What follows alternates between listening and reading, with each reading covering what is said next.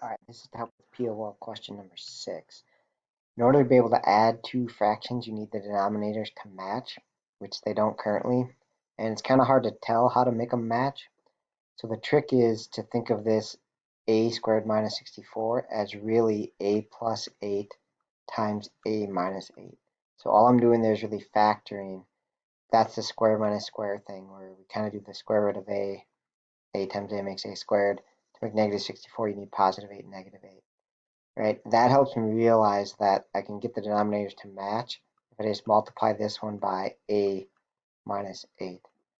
Okay, so once we have that, both of our denominators will be a plus 8 times a minus 8.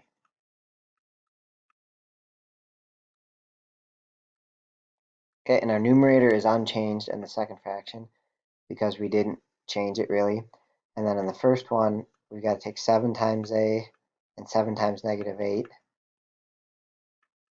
All right, and then from here, now the denominators match, we can combine the numerators.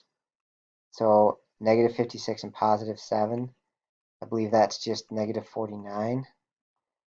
And then I think that's it, right? We could think about trying to cancel here, but the numerator, if I factor it, I could pull out the 7, but I don't get anything that matches and cancels. So I think my final answer is going to be this, right? If it's multiple choice, it might write the numerator this way, 7 times a minus 7, but at any rate, that's what our answer should look like. All right, hope that helps.